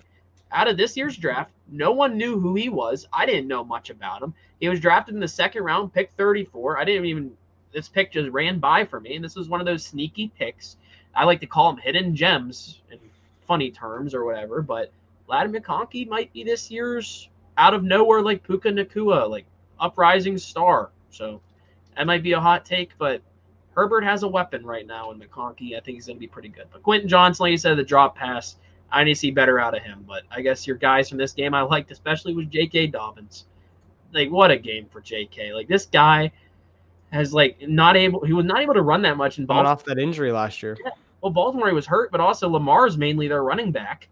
So they didn't really even need to use their running backs. But J.K. Dobbins having over 100 yards in 2024, 135 as well. I never thought that was even possible. So other than that, I mean, this was a game when I saw this was in the 425 slot, I was like, this game's not going to be good. I'm not really excited for this. And I turn it off to watch the Browns Cowboys, but like I'm looking at it, like look at highlights. I'm like, this Chargers offense kind of, especially their rushing attack, it might be scary, especially with that Joe Alt thing. That's maybe why they got Joe Alt, because they knew Harbaugh was going to push the Michigan-style rushing offense, and right now it's working. I know they only played the Raiders, but the fact that Joe Alt was able to silence Max Crosby, who we both picked as DPOY candidates this year, as a rookie, he was doing things the rest of that O-line wasn't doing. When I reposted a TikTok, and he was literally doing things on the O-line that the other guys on the O-line weren't doing. This guy thinks the smaller guys on the O-line I think they have, and this guy just destroyed all of them. So I like Joe Alt. I'm really happy that he's succeeding. I think he's a very sneaky pick. One of those teams was going to pick him, and the Chargers decided to think rushing before receiving. And like you said, they need receivers. Yep. So next year in the draft, they have to pick them. But other than that, moving on, I thought one of the weirder games, I don't really know if we want to talk about more. I want to get into this. Seahawks Broncos. It was very so. I came into this season saying the Seahawks were this is my team this year. This is my sleeper. This team's going to go far. This team's going to excel. This team's going to be great. Geno Smith's going to have a good year. They beat the Broncos by 6 points, and they don't even cover their own spread. Geno Smith 171 passing yards, 1 interception. Just wasn't impressed with anything that I saw from Seattle. I mean, I know that DK Metcalf got clamped this game. He had 3 catches for 30 yards. Tyler Lockett had his 1 game per year where he goes off, and he had 77 yards for 6 catches. Kenneth Walker had a very slow start to this game. And then all of a sudden, boom, he just started rushing. He was running very well. He ended up with over 100 rushing yards. Do I think that this Seattle team is what I thought it was going to be? No, I don't. I still think they're going to be a good team. I still think they're going to, be in the hunt for that playoffs. I still do believe in them, but I might have been a little too high on them, a little too high on them. Yeah, but this also might just be the story of, are the Broncos not as bad as we think? Yeah. I guess my key takeaways is you kind of covered everything with the Seahawks, so I don't really have much to add. I guess the only thing is Bo Nix had another one of those rookie debuts that was not that good. 2 interceptions, only 138 passing yards. He had Caleb Williams beat on the passing yard side of things, but Bo Nix turning over the ball in bad situations. Part of the reason they lost that game, there were so many safeties in this game. It was at one point, I think, 9-8. It felt like one of those, I don't know if you know what like the score-gamis are. Like the score never happened in NFL history. I thought we were going to get one right there because it's like, 31-20 hasn't happened or whatever. It's happened 20,000 times or whatever. Mm-hmm. But like, it was such a weird game looking at the score, but like, that's all I have. Like, you covered the Seahawks perfectly. I'm not really as high on them as you are, but like, my thing is like, I'm really high on Bo Nix. Not a great debut, but like, it's 2 interceptions. It's the first week. Rookie debuts. Marvin Harrison only had 4 yards receiving. Caleb Williams less than 100 passing yards. Javonte Williams I'd worry if you're a Javonte Williams guy, because he was the third leading rusher in this game. He had 8 carries for 23 yards. He got out carried by Jaleel McLaughlin, who had 10 carries for 27 yards, and out rushed by Bo Nix himself. In a game where Bo Nix is your leading rusher, you got a problem. Okay, so there are a lot of problems going on in Denver. I still don't think Bo Nix is your solution yet. You look at the receivers. There's just no one on that Broncos team that can make a splash. There's just not. It's going to be a very, very bad year for the Broncos, and I don't think Bo Nix is going to be that guy. They got rid of Jerry Jeudy to the team that Yep. I guess we'll talk about next, that had an awful. I mean, I will get to winners and losers. I don't want to spoil my loser of the week, and it's a player, so I'm going to just say the team. The Cleveland Browns, man, they got smoked. This team looked bad, and I know we're Steelers fans, but the Browns, by far, with as little bias aside, they looked like the worst NFL team this week with the Panthers. Panthers still are worse, but the Carolina Browns, they're in trouble. It's panic mode already. Deshaun Watson, awful, absolutely awful. The Cowboys, I had to hear Tom Brady, the whole game say, oh, this is also Tom Brady's broadcasting debut, by the way. I didn't think it was awful, but other than that, it's like, oh, they're playing the Cowboys defense. It's just they're playing the Cowboys. They're really good. They got Micah Parsons and all that. Still, you're the Cleveland Browns. You should be better than this, clearly. I love their receiving core, but Deshaun Watson, 24 of 45, 2 interceptions, sacked 6 times. The O-line was not able to protect him. Bad interception at all. So, Cleveland, bad game. Yeah, I hated it. I was laughing the whole time. Pathetic. You look at Deshaun Watson this game. He was 24 for 45. That is just straight up inexcusable for the amount of money that Cleveland is paying him. I think the funniest thing about all of Deshaun Watson sucking, look at Baker Mayfield. This is a guy you kicked out of Cleveland, and you wanted Deshaun Watson. You paid him so much money. Baker Mayfield's balling in Tampa, and Deshaun Watson sucks in Cleveland. The dude is a straight up bum. It's blow it up, Cleveland. It's over. It is over. Jerome Ford was your best player, period, this game. Best player, period. Just on his rushing and receiving upside. I mean, this guy sucks. 2 interceptions from Watson. He had a 9.3 QBR. He sucks. People were saying, "Oh, just wait for Deshaun Watson. You know, whenever he comes back, he's going to be a stud." Whatever happened on that massage table, he is cooked, because he left all his talent on that massage table. He has not done anything since he has got to Cleveland, and he was a stud in Houston. He moves to Cleveland. Everyone thinks, "Oh, the Browns are back. Let's go. We got all the pieces. Nick Chubb, Myles Garrett," and they did nothing. Nothing. Jerry Jeudy, they signed him, traded for him. Amari Cooper did nothing. David Njoku is your best receiving option on this team. And that might be a crazy take. The dude is open a lot. He beats linebacker coverage very, very well. I think you could make an argument that David Njoku is a top 5 receiving tight end right now in the league, just because he's one of the most underrated in the entire league. He is very good. He's very good on this Cleveland team. This team, I think that us ripping the Browns, we cannot take away from Dallas. And I know as Pittsburgh fans, people like to hate on Dallas. Everyone in the NFL, kind of craps on Dallas. I think Dallas is a really, really, really good team. These are contenders. These are straight up NFC contenders to go to the Super Bowl, and they're in a tough division. They lost Tony Pollard. People thought they would regress. They signed Zeke Elliott, who everyone said is washed. 10 carries for 40 yards and a touchdown. It wasn't a terrible performance from Zeke. Dak Prescott did everything he needed to do. 179 passing yards, which isn't great, but Dallas did everything they needed to do. Dak Prescott is so underrated and so underappreciated in this Dallas team. Everyone likes to think, oh, it's CD. Oh, it's this. Oh, it's that. No, Dak Prescott is a straight up star in the NFL. And I think in a few years' time, people can start saying, is Dak Prescott top 5? Is Dak Prescott a top 5 quarterback? And I don't think that's ridiculous to say. I think, personally, this might be crazy. You could really, if Joe Burrow has a few more weeks where he's terrible and Dak Prescott is doing his thing, you could start to say Dak Prescott is a better quarterback than Joe Burrow. He figures out game ways to win, but when Joe Burrow's on, there's not a lot of quarterbacks like him. There's just not. So hopefully Burrow can come back from that injury. But Dak Prescott looked like a straight up star.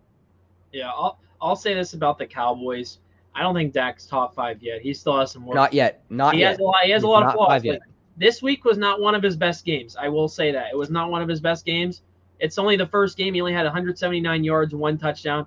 They didn't even need him. It was the defense just owned the Cleveland Browns. Micah Parsons was all over the place. A couple of guys got interceptions. Eric Kendricks, what an addition that's been. Really good guy back there. DeMarcus Lawrence, Trayvon Diggs, Jordan Lewis. Like I said, Lee Hooker's back there. A bunch of other guys I can't even name at the top of my head. This team, Eric Kendricks and Trayvon Diggs, looking at the box score, both went with interceptions. Kayvon Turpin, what a punt return that was. We didn't even talk about that. But other than that stuff, like Ezekiel Elliott coming home, getting a touchdown in his first game back with the Cowboys, I think that's just hilarious, especially since it happened in Cleveland. But other than like CD Lamb, 5 for 61, longest is 34, didn't even have a touchdown, but like Brandon Cooks had a touchdown. We didn't see the most we could see out of this Cowboys offense yet. And there's going to be a lot more. I'm really excited. I don't want to sound like I'm a big Cowboys fan, but I'm excited for that first home game with Dak under his new contract. Yes. I think it's going to be really electric down in Dallas. And I like what Nicholas just added. He'd rather have Stroud. I agree. Healthy Jordan Love just based off their upside, which I agree with. I wouldn't go. I say Jordan Love CJ yet. Stroud. I wouldn't go Jordan Love yet. Yes, I'm taking CJ Stroud with the upside over Dak. For sure, taking CJ Stroud over Dak easily. That's no question. But I'll say this about Dak Prescott, and I say it every year. I said it to my roommates last year who are big Eagles fans. Dak Prescott clearly is the most. I don't want to say he's top 5. I'm not going to say that. He's one of the most underrated quarterbacks in the league. He gets disrespected so much, and he helps the Cowboys win games. It's very slept on. I know the playoffs are a different situation. The Cowboys stink in the playoffs. They got destroyed against the Packers last year, and it was very embarrassing. And that was one of the storylines going into the season. How can they fix that? Well, they locked up their quarterback, made him happy. CeeDee Lamb got locked up. He's happy. Jerry Jones spent the money, and my thing about Jerry Jones is he needs to actually hire a GM to make moves that make sense. That's the thing about the Cowboys holding them back. Just be an owner. Don't be the general manager, please. Let someone else have that job. It's holding back the Dallas Cowboys. Like I said, I hate the Cowboys. I don't want them to be good, but I have to respect it. I picked them to win the NFC East. I respect them as a team. My thing with the Cowboys, they need a general manager. Now, I like what Nicholas just said. I have a feeling who you're going to pick. Anthony Richardson upside over Dak. As of right now, I think you got to go with Dak is a better quarterback right now than Anthony Richardson. Right now, I think Anthony Richardson is going to be. I think Anthony Richardson is going to be a straight up star in this league. But right now, you have to look at year's performance. I think you got to go Dak. Dak is a better quarterback than Anthony Richardson right now. But yeah. I think AR has so much upside, and he is going to be amazing. I think Anthony Richardson will be better than Dak time come. But right now, Dak Prescott is a very, very good quarterback. Yeah, I like what Chris said. Don't count, like he said, don't count on Prescott right there. Like especially in the playoffs. The playoffs. Dak in the playoffs hasn't done it. He hasn't done it at all. You're right in the sense, but there's a lot of quarterbacks that you can look at and say that about, and it's just it's tough to look at Dallas and criticize them just off of their playoff losses. They folded hard to Green Bay last year. That was an embarrassment. I don't know. I've always been a Dak guy. I think he's very just a slept on quarterback. He gets a lot of hate. He gets a lot of unnecessary hate for I don't know why. I don't know why he gets so much hate when I think he's on the Cowboys. He's a very good quarterback. Yeah. I think if he's on a different team other than the Cowboys, he's ranked top 10 at least in everyone's stuff. But other than that, I guess my final takeaway from this game is Herbert. the score. Herbert. Yeah, Herbert. I like Herbert. The score is much closer than it should have been. 33-17. The Browns got some charity touchdowns at the end. The take is the Browns were absolutely embarrassed in week 1 at home in their opener. Dallas looks good. Love that defense. It's going to be their saving grace this year. Keep an eye on Micah Parsons, especially. He wants that deep boy. He wants one.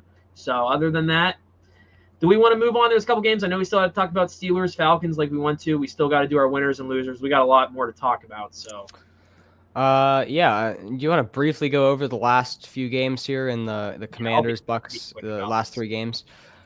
Commanders, Buccaneers. I mean, I already touched it. Cleveland's missing Baker Mayfield because this dude is a stud in Tampa Bay. 289 passing yards, 4 touchdowns, 0 interceptions. He had an 85.9 QBR, 24 for 30. Only had 6 incomplete passes.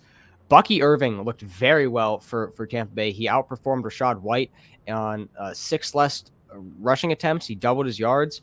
That might just be because he had 1 long rush, but oh well. Mike Evans is still Mike Evans, baby. I was very happy. I know a lot of people were criticizing me. A lot of people I was talking to when I was saying Mike Evans is going to be very good this year, and he does his thing again. Mike Evans is the most consistent receiver in the NFL, baby. He is so good, and Baker Mayfield is just looking. I'm just happy to see Baker succeed, to be honest.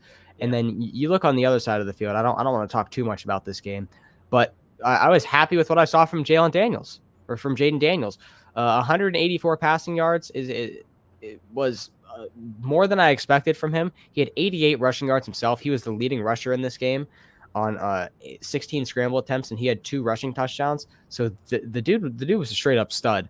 But his receiving core is just terrible. Terry McLaurin had a bad game. He had a straight up bad game. He couldn't get open. He had 2 catches for 17 yards. When Austin Eckler is your leading receiver, just because he took 1 pass, 22 yards, you got a problem. So I think that Washington is now going to figure out that they have their guy at quarterback in Jaden Daniels. Go get him a receiver. Please go get him a receiver because he's going to be so good. Nicholas said, Mike Evans is so underrated on the all-time receivers list. He's so consistent. I take him over Keenan. I agree. I take him over Keenan Allen as well. The dude has never had a season under 1,000 yards ever in his career. And that is just peak consistency. That's what you want on your team. And I love the connection with him and Baker and Godwin as well. This is a solid Bucs team who I have winning that division. Yeah, I'll be very brief about this. I guess the key takeaway is just Baker Mayfield balled out. I was going to say this whenever you're talking about your Browns, the Brown spiel. I don't know if you saw the clip about it was the Cleveland Sports Talk. And some guy called in saying like, I have just something to say very quick. He listed 2 numbers. It was like 44 and like 144. It was the QBRs of. He said the guy was like the host was like, what are these numbers mean? He was like, the first number was Deshaun Watson's QBR and the other one was Baker Mayfield. The host got so mad. It's like, I'm tired of talking about this Baker Mayfield guy. He's gone. Get over it, type of thing. It was so funny to watch, like listen to that. But like Nicholas, like you said too, Mike Evans is so underrated. It's such a good partnership with him and Baker Mayfield. I'm happy for Baker Mayfield. I never hated the guy. Even when he was on the Browns, he was a guy that I was high on coming out of college. I liked him coming out of college. It took him a while to get going. He got some time with LA, but he found a home for a while with Tampa Bay. Watching him beat Carolina for a little bit too. Yeah, watching him beat the Eagles in the playoffs was just I think awesome. that was his best moment of his career besides, of course, beating the Steelers in the wild card game and almost beating the Chiefs. But other than that, that was by far the best moment in Baker Mayfield's career in the NFL. And this guy looks really good. I think it's a great fit for Tampa. I'm happy that he got paid. I'm happy he got a solid deal for what he's worth. But other than that, the Bucs, I think it's still their division to lose. I think they're the favorites in this division easily. I like what everyone's saying about Mike Evans. He needs respect. He's better than Keenan Allen, in my opinion. But moving on, I guess we'll go to Sunday Night Football. Lions, Rams. Very good game. Sunday Night Football. Great game. This is an awesome game to watch. Rams, Lions, a rematch of the playoffs. This is a game where I'm friends with this one Rams fan. His name's JJ. He was pissed off. He was like, I hate the Lions. They played dirty in last year's game. I was like, all right, dude. But I guess they did have some bad blood. looking back at this game, but this was a phenomenal game. Our first overtime game of the NFL season was a banger. And let's get into this game because this is a good one. Jared Goff and Matthew Stafford, a quarterback rivalry, I think that is going to be top in the NFL. These guys were traded for each other, and it's worked out well for both teams here. Yeah, I kind of want to keep it short just because we have a lot of stuff to talk about still in a little bit of time. I guess I'll get to I'm going to save this one part for my winners and losers. It's going to be kind of going with the Detroit rushing attack. The one thing that stuck out to me is the Rams were able to be all over Amon-Ra. He got 3 receptions, 6 targets. They were able to silence him, but they weren't able to silence Jamison Williams. Cooper Kupp as well, amazing game. The Lions weren't able to do anything about Cooper Kupp. Kyron Williams, he got a touchdown as well. He's going to be solid for the Rams. Matthew Stafford or Jared Goff did not look bad. Matthew Stafford might have been the better QB this game. He had 100 more passing yards. He did throw the ball way more than Jared Goff, however. But the Lions got a scare in week 1. The Lions, they're going to be gritty. They're going to be tested every week. And David Montgomery kind of stole the show in overtime, just running all through that Rams defense. The Rams look better than what I thought they were, though. The Rams, but they did lose Puka Nacua. We have to think about that. He's out for a while, and that kind of scares me about the Rams offense coming into this next few weeks. But Matthew Stafford versus Jared Goff, I love the take that this is going to be a new rivalry. And I love that Matthew Stafford has had 2 visits back home to Detroit, lost in the playoffs, and then this year, home opener, almost beat that Detroit Lions team that traded him. But other than that, that is easily, in my opinion, the most even trade of all time. The Stafford got the Rams a Super Bowl. He got his ring. Lions fans were happy for Matthew Stafford getting that ring. Jared Goff turned the franchise around. Yeah, Lions got a Jared Goff who turned his the franchise around, but B, turned his entire career around. Yes. I don't think it was going to work with the Rams. I think it was a great trade for both sides. Both sides got the QB they needed, and both sides have a positive future, especially the Rams already got that Super Bowl, but they still have a good future with that receiving group. But the Lions have an even brighter one, looking to do something that they haven't done before. Get that ring, get that Lombardi. Yeah. But that's all I got for this game. I'll touch on this very quickly too. I'd be worried. Kyron Williams, 18 attempts on 50 rushing yards. I'd like to see a little bit more out of Kyron Williams there. For the Rams running backs, we didn't see one rush from Blake Corum, which I was kind of shocked to see. He didn't get used literally on one snap, so that was interesting. Looking over at Detroit side, I don't think you need to be scared yet that Amon-Ra St. Brown only had 13 receiving yards on 3 catches. I think he just got blanketed, and guys are going to have bad games. But if this is a problem, then this is going to be bad. But I really think there's nothing to worry about Amon-Ra St. Brown. He just had a bad game. It happens to a lot of guys. No need to press that panic button on Amon-Ra yet. He's still a top 5 receiver in the NFL, and he's going to be great this year. He's still Jared Goff's number 1 receiver, even though that he was only targeted 6 times, and Jamison Williams was the top target, and JMO had 9 receptions. JMO is going to have a career year. Okay, I'll say that the dude's going to be a stud. But let's move on from this game, even though it was a really, really fun game to watch. Last game happened last night. Jets and the Niners. Very, very good game. Very good game. No Christian McCaffrey. Yeah. We got notified about this about an hour before kickoff. Screwed over a lot of fantasy teams. A lot of guys in fantasy, as myself, in a few leagues that I have CMC, wasn't able to drop anyone to pick up, the backup here in Jordan Mason, who we'll get to in a second. But I would have liked to have picked up Jordan Mason because he literally would have won me the week. I was down, I think I was down like 23 fantasy points, and I just needed McCaffrey to play. It was going to be close, and I was so pissed because I couldn't drop anyone.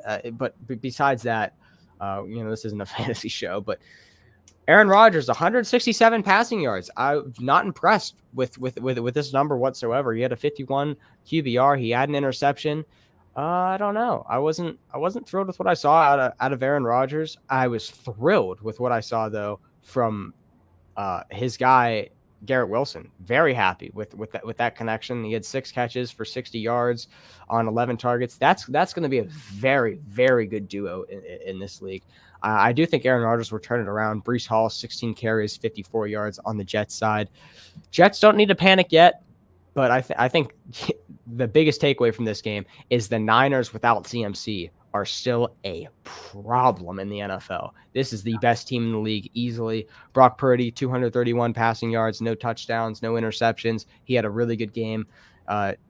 Deebo Samuel, 54 yards. Jahan Jennings had the best game of his, of the season. 5 catches for 64 yards. But I think we all need to just appreciate the elephant in the room here and the straight up stud from this game in Jordan Mason. 28 carries from Jordan Mason. 28 carries. He was fed like a damn horse. They were like, there you go. All right. They were still using the McCaffrey, playbook. Exactly.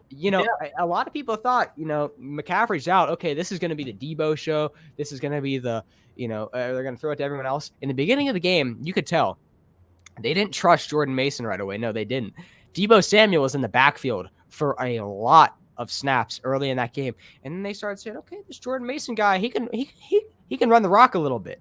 Let's put Deebo back out in the slot. Let's put Deebo back out at wide receiver 1 here. Oh, okay. This offense is clicking. Okay, we don't need Deebo back here. Okay, Jordan Mason. Okay, all right. And then he just started rolling and rolling and rolling. And I think that has a lot to do with that offensive line, with Trent Williams. I mean, what a game for Jordan Mason. He hadn't had that many rushes since high school ever in his career. It was a crazy game for Jordan Mason. I'm very happy to see that. 147 yards and 28 carries and a touchdown. And his longest rush was only 24 yards. Great game. Yeah. What do you have to say? I'm very curious. I'm going to try to keep it short so we can talk Steelers and winners, losers. I'm very curious to see how many people pick up Jordan Mason and realize he's not probably going to play as much with McCaffrey coming back. But still, great game out of him. Nothing but respect for Jordan Mason. This guy is a guy that probably wasn't expecting much this season, but he gets this first game and he raised a lot of eyebrows this year, being like, this guy he's a pretty good backup, like Nicholas said. Jordan Mason shows how elite this 49ers scheme is, and you said it too, Danny. But funny takeaway I want to have from this game is the man of the offseason, Brandon Ayuk. This game was not good at all for him. First game under the Niners' new contract. He won it out of San Francisco. I don't know if you saw the report saying he was like minutes away from being a Steeler when that came out this week, saying like he made up his mind right as Omar Khan was about to finish the trade, and Shanahan ran up to Lynch's office and was like, "Nope, we're keeping him. He wants to stay here." He made his decision last second. 2 for 28, 5 targets. Not a great first game for Ayuk. He wasn't used as much. They went to Deebo Samuel a lot, Jawan Jennings a lot. They were making plays. Jordan Mason, like I said, making plays. Deebo Samuel still going to be used to rush it a lot. Brock Purdy fits the system very well. And a lot of people say he's a system QB.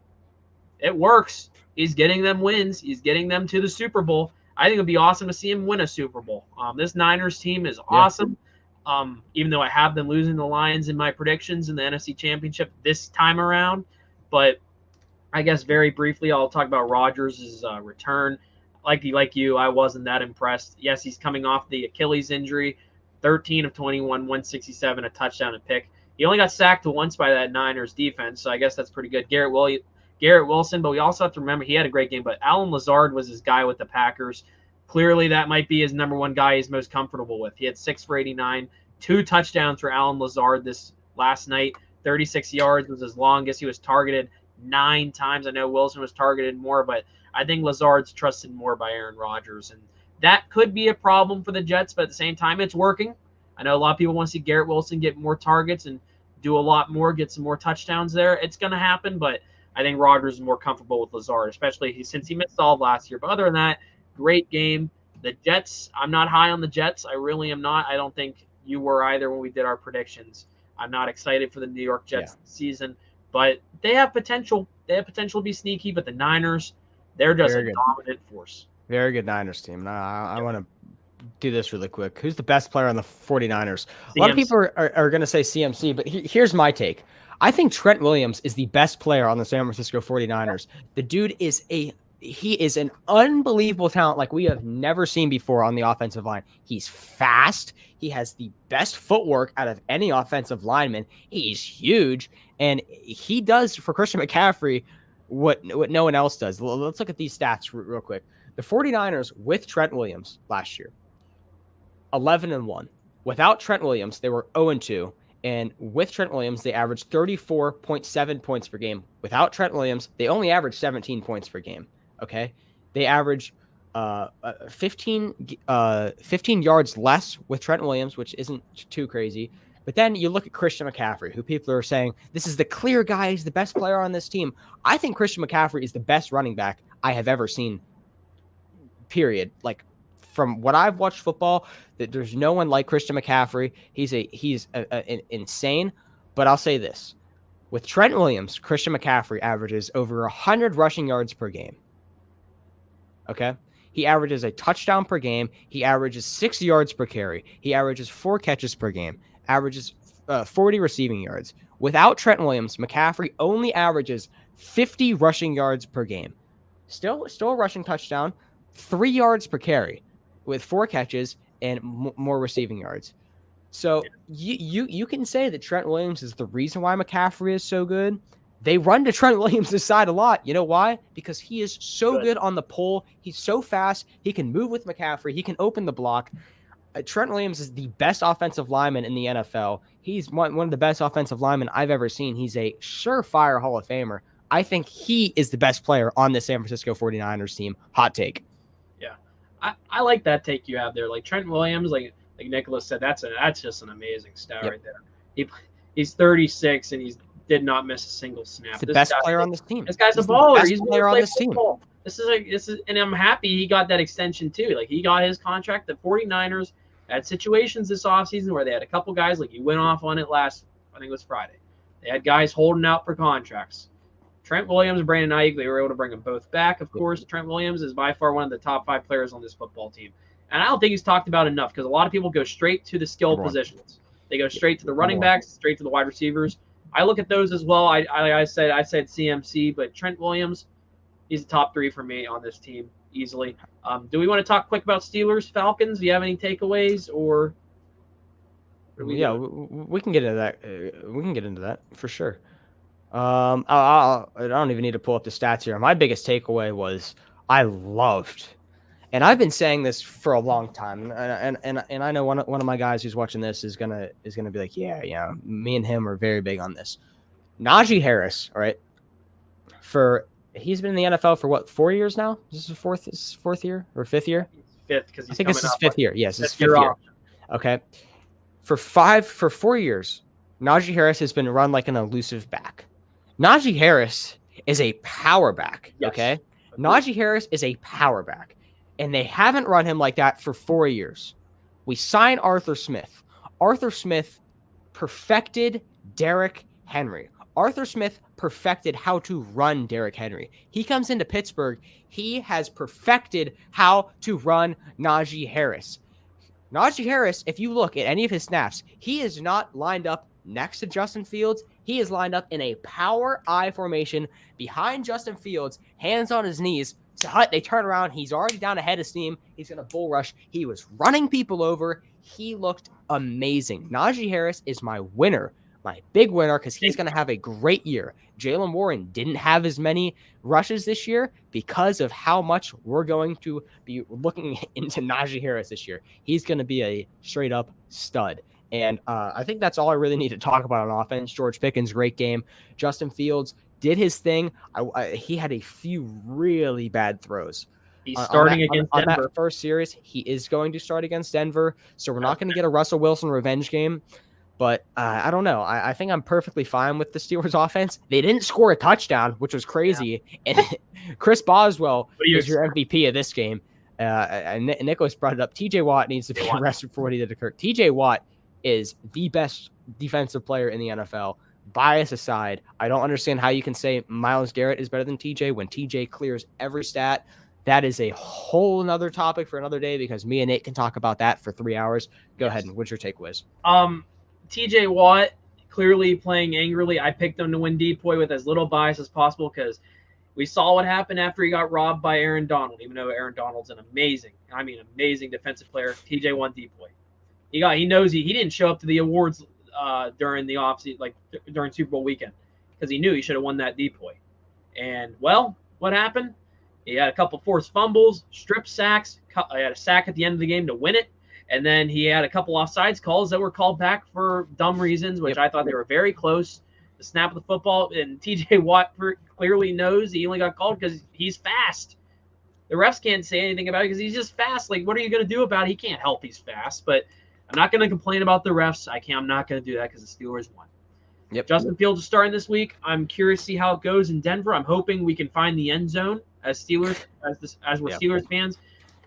It's always a team that's struggled to find the end zone a while. Chris Boswell is your MVP of the game. Like you said, he's also going to be one of my winners. We'll get to that in a second of the week. But Chris Boswell, clearly, I would expect him to be a special teams player of the week. I would hope for the AFC, just because he scored all the Steelers' points. They won 18-10.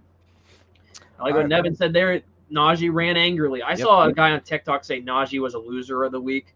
This guy, I get 20 for 70. You see 20 carries, 70 yards is not good. But other than that, this was a Najee that looked different. And I was telling my dad when we were watching this game, a lot of people were going to say Najee still doesn't look good. Like Nevin said, he ran angrily. I was nodding the whole time while you said Arthur Smith perfected Derrick Henry. He was a good offensive coordinator with the Tennessee Titans, not a good head coach with the Atlanta Falcons at all. He's an offensive, running back wizard. He's going to be able to fix Najee Harris. Najee's looking for that contract. I think his fifth-year option was declined, I think it was. So he's a free agent at the end of the year, and there was that whole drama. Will he be back? This is a prove-it year for Najee Harris, and I like this start. Longest run was 20 yards. We haven't seen one of those Najee Harris 20-yard power runs efficiently for a very long time. It's been winding up next to the QB. He was behind the QB in power formation. I loved it. I think it's a takeaway a lot of Steelers fans aren't looking at. Najee Harris looked good. Jalen Warren wasn't used a lot because he was hurt. He still got a couple rushes. Didn't look like the Jalen Warren I wanted him to be. He gave me 1 or 2 fantasy points. Wasn't happy about that, but that's fantasy football. But looking at it on the football side, the real football side of things, I'm happy for Najee. I'm happy it looks like he's going to be used properly now. Justin Fields, I do want to bring up very briefly. He made me frustrated on some plays, and I was happy he figured it out. It looked like sometimes he was trying to force magical throws like we saw in Chicago when he clearly could have ran for a first down. He fixed it at halftime, which I'm happy about. I also was kind of frustrated with the whole end of the first, I think it was the end of the first half thing with Pickens not getting out of bounds, almost not in time. I was very confused why he cut inside. I don't know if he was looking at the clock. He had 1 second left, but they fixed it. I think he had 3 seconds left. I don't know if you know what I'm talking about, but I tweeted, every single Steelers fan yelled in unison, "Get out of bounds," because my dad and I literally did. We did. Yeah, I did that as well. And I was texting my friends, did you yell too? He's yeah, we all yelled. Everyone in Southwestern PA, it was get out of bounds, just get out of bounds so we can kick another field goal, please. Get Boswell back on the field. But Boswell's also MVP with that punt. The Steelers lost their punter who looked amazing in the offseason. It was a great signing, an upgrade to Presley Harvin. And they had to bring in Chris Boswell, who's never punted before. And with that much time left on the clock in the fourth, the Falcons could have had time. He had a nice line drive punt that no one is talking about at all. And that could have been the difference maker. But Steelers get the win. I'm very curious for Justin Fields week 2. I think this is, like we said, Fields could play his way into the starting role. When we were thinking, is he actually starting this week? Because Friday, when we had our last episode, we were talking about the rumors that Fields or Wilson might not start. And Fields might have played into that starting role because Tomlin is not confident enough to play an injured Russell Wilson, which you should not be confident enough to do that. He has a calf injury. He didn't look that good in the preseason when he even got to play. So Wilson is going to play QB at least one time. I think probably week 3. I think they need to see what Wilson has because I think he's making more money and he's on that vet minimum. They want to see how he works with that offense. But Fields is getting great opportunities week 1 and 2 to get the Steelers maybe on a 2-0 stretch, and we'll preview Steelers Broncos, I think, on Friday mainly. But other than that, Steelers, there's things that need fixed. They need touchdowns. They need to get in zone, but they win. I'm fine with it. You want to go winners, losers, see what we do? Let's get into our winners and losers. I got my list right here. Yeah. Let's start off with our winners. Do we want to read our 5? I don't know if you have. I have 5 on each side. Do we want to do our? I have 5 as well. Do we want to break them down briefly, then discuss them after we each give them? So Sure. Do you wanna give your 5 first, and then yeah, I guess. just a brief Yeah. of why afterwards? So I tried to rank them 1 through 5 in my Okay, opinion, but I like didn't. But as I was typing them on my computer, I was like, these are out of order. But I'm gonna start with number 1, Tyreek Hill. The buddy got detained and arrested. I got that alert on my phone. We didn't even talk about this. He yeah, got detained. He's perfectly fine now. The cops got in trouble for what they did. I don't know why they had to do what they did to Tyreek Hill. They must have not had him in fantasy football.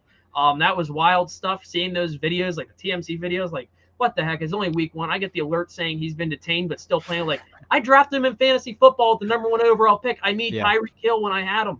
I woke up to a text that said Tyreek Hill was arrested, and I was like, "What?" I was like, "They see all these videos go everywhere." Miami Dolphins fans are like, I saw the video of these Dolphins fans calling the police stations like, "Can you free our boy Tyreek Hill?" And they're like, "Who are you talking about?" Like, yeah, our guy Tyreek got arrested. We need him this week. But Tyreek Hill 7 for 130 touchdown. And I put "and arrested" LOL when I typed it. So that's my number 1 winner. Number 2, just talked about it, Chris Boswell, 6 field goals, won the game for Pittsburgh. And I put in there awesome punt. I'm not letting that punt. No one forget about that. Number 3, I didn't even think about this until I started typing it. Or whatever, figured it out. Baker Mayfield, like we talked about, 24-30, great game, 289 yards, 4 touchdowns, a rating of 146.4, and he averaged 9.6 yards a throw. That's almost a first down a throw. Great stat line. Number 4, David Montgomery. In overtime, I put only had 91 yards, but was still impressive. This guy won them in OT. Yes. I saw like videos about it. This guy just kept running through and through the whole time. And then Jordan Mason's my 5th. He stepped in for Christian McCaffrey, 28 carries, 147 yards, a touchdown. I literally put stepped up for McCaffrey. I also have an honorary mention. I just put Patriots beating the Bengals in Cincinnati. That's a win for the Patriots, of course. But those are my 5 winners: Tyreek Hill, Chris Boswell, Baker Mayfield, Montgomery in overtime, and then Jordan Mason. Well deserved. How about this? We do not have a single of the same winner, which is kind of cool. I like the difference. 5 completely different winners. My first winner of the week, Saquon Barkley. He had an incredible game. He is on a new offense, 24 carries for 109 rushing yards and 2 tutties. Great game out of Saquon. This guy could end up being the best running back by the end of the year. Mark my words. He could be with CMC, but if CMC's got this injury, watch out. This could be Saquon's year where he ends up as the leading rusher in the NFL. And if they're within 5 yards and they're not even in range to do tush pushes yet, if Saquon's just breaking 5-yard rushes for touchdowns, the dude's going to be a stud because the Eagles get in the red zone a whole ton. Second winner of the week, straight up, I know you said Jordan Mason. I'm just going with the entire Niners team in general. Why are they a winner? They lost their best offensive player in skill player in Christian McCaffrey, and they still put on a clinic. 32-19 they win. They're a winner because Jordan Mason comes in 142 yards. You still look like a picture-perfect offense without your best skill position player. Winners in my book. Another winner from that game, Garrett Wilson. Great game. Him and Rodgers are going to be clicking all year. He didn't have that crazy of a game, but he's a winner because you can tell that him and Rodgers are going to click all year. Garrett Wilson's a winner. Another winner I have, Anthony Richardson. He had a crazy game, 212 yards, 2 touchdowns, and he was throwing the ball crazy well. Very happy with what I saw from AR. He's a winner in my book. This is my biggest winner of the week. Debatably him or Barkley. I thought about it. Cooper Kupp is your biggest winner of the week. Why? Because no more Puka. What happened last time that the Rams didn't have Puka Nacua? Cooper Kupp, triple crown season. Now Matthew Stafford doesn't have, is it going to be a Puka game? Is it going to be a Cooper Kupp game? No, it is going to be a Cooper Kupp season. He is going to feed him like a horse, just like we saw back 3 years ago when Cooper Kupp was your triple crown winner.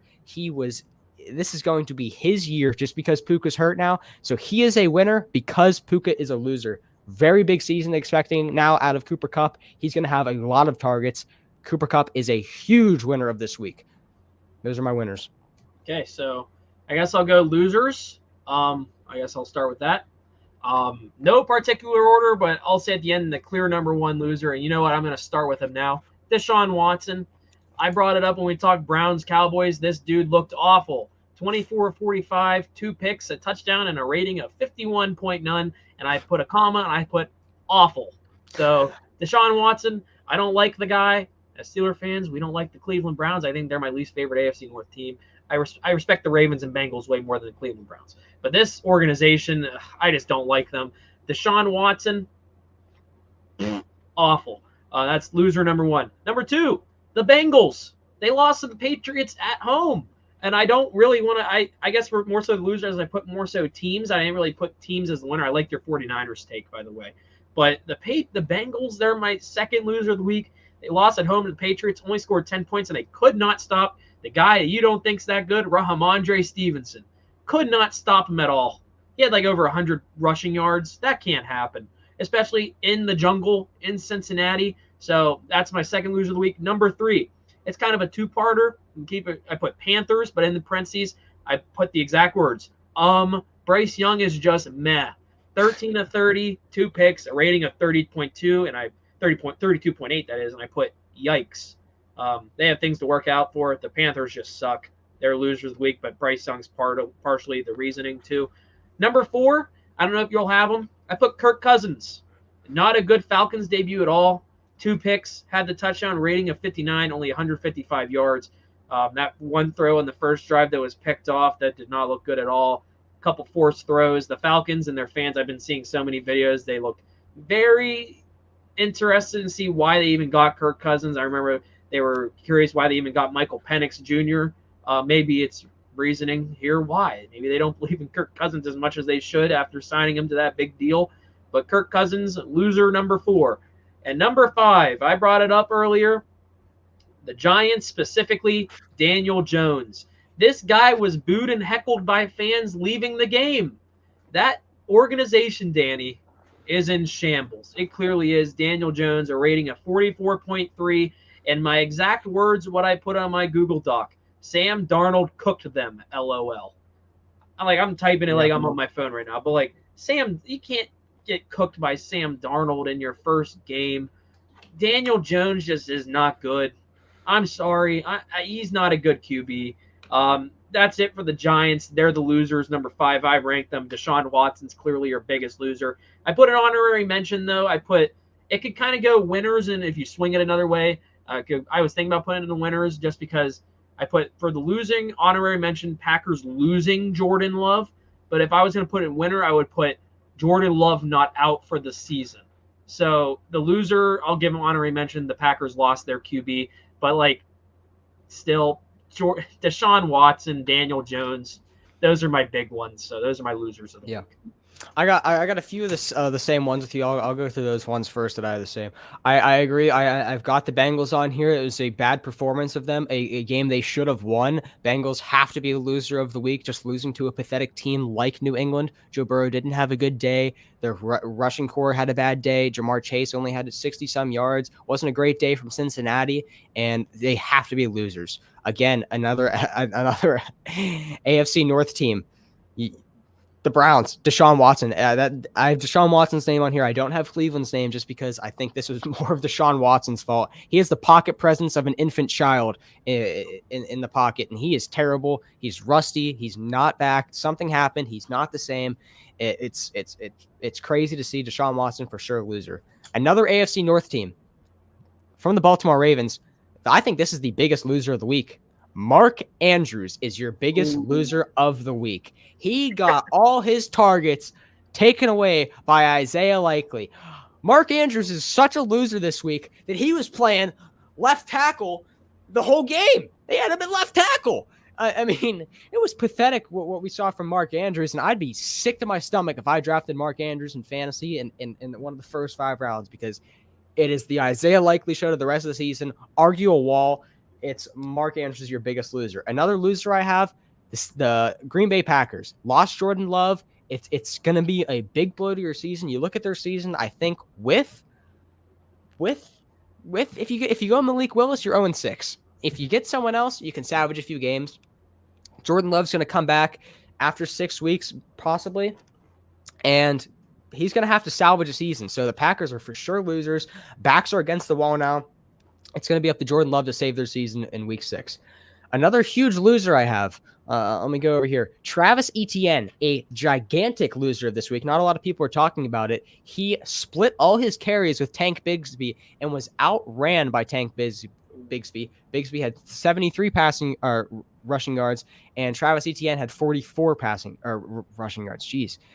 Trying to talk too fast here, but yeah, very bad performance from Travis Etienne, and his carries cut in half now with Tank Bigsby. So if you're a Travis Etienne guy, you just lost your job. Not fully, but you are now in a confirmed split backfield. So I'd be worried if I was a Travis Etienne fantasy owner or just a Travis Etienne fan in general. You are now a wide receiver 1/2 or running back 1/2. Jeez.